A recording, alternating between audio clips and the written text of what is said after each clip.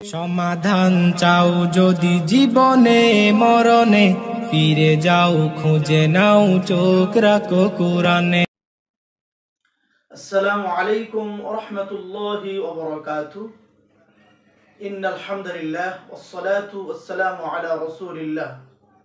সম্মানিত শ্রোতা বন্ধুগণ, আশা করি আল্লাহ পাকের অশেষ মেহেরবানিতে আপনারা সকলে ভালো আছেন।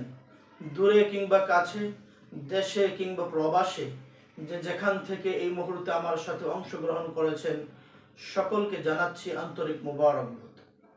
প্রিয় ভিউয়ার্স, আজকেও আমি আপনাদের সামনে আরও নতুন একটি বিষয় নিয়ে আলোচনা করার জন্য উপস্থিত হয়েছি।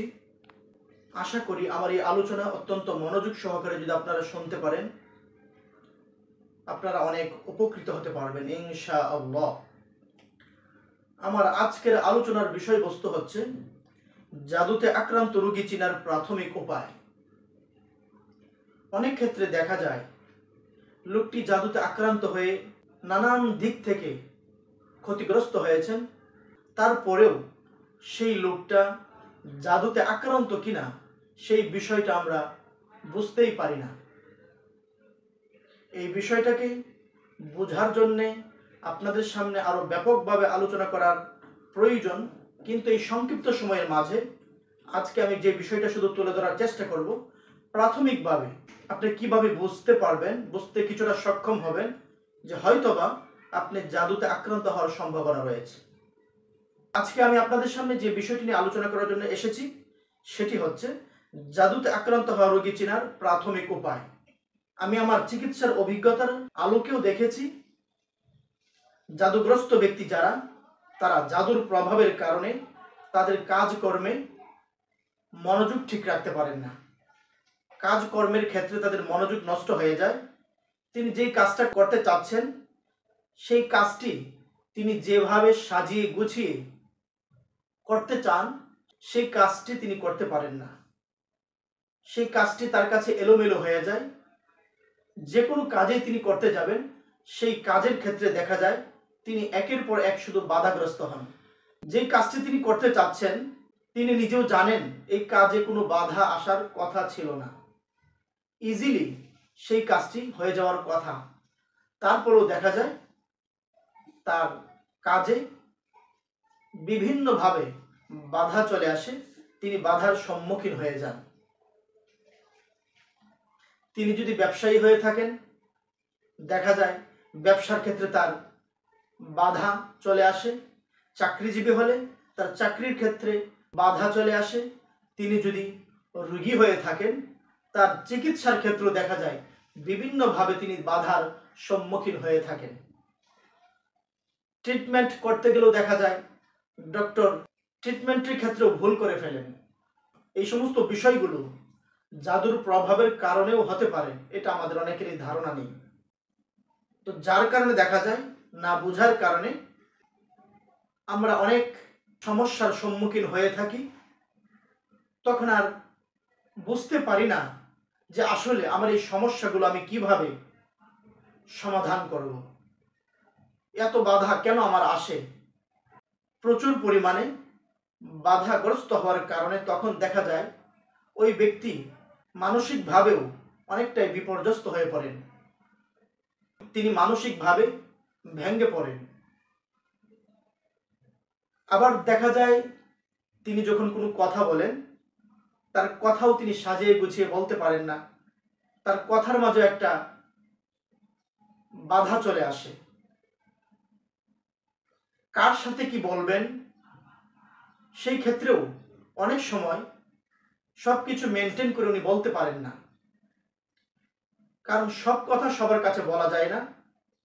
আপনি বাসায় আপনার পরিবারের সাথে যেই কথাটি বলবেন, যেভাবে কথা বলবেন, সেইভাবে যদি আপনার অফিসের বসের সাথে কথা বলেন তাহলে কি এক হবে?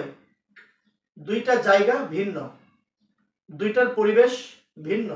তো আপনাকে বাসায় চলতে হবে একভাবে, অফিসে যখন যাবেন অফিসের বস তার সাথে কথা বলতে হবে একভাবে, আপনার অফিস কলিগ যারা আছেন তাদের সাথে কথা বলতে হবে একভাবে। এক একজনের লেভেল অনুযায়ী আপনাকে কথা বলতে হবে। কিন্তু দেখা যায় জাদুগ্রস্ত ব্যক্তিরা লেভেল অনুযায়ী কথা বলতে পারেন না।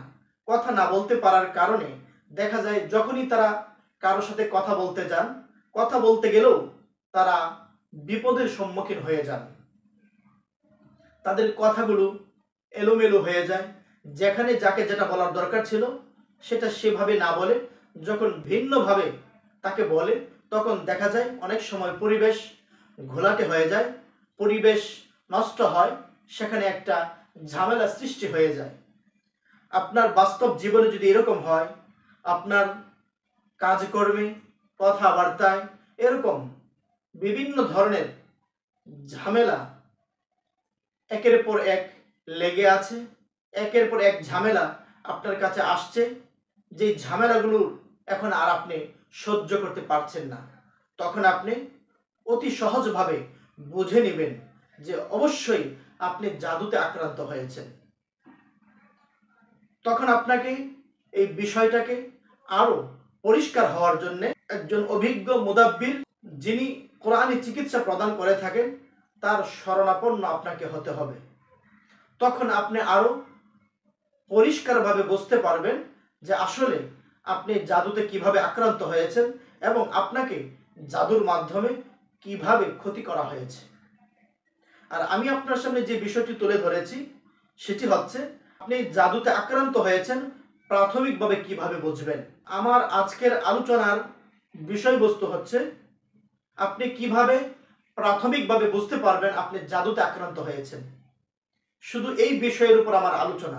আর যখনই আপনি আমার এই প্রাথমিক আলোচনার মাধ্যমে নিশ্চিত হতে পারবেন যে আপনি জাদুতে আক্রান্ত হয়েছেন, তখন বিষয়টা আপনার জন্য আরো সহজ হয়ে যাবে।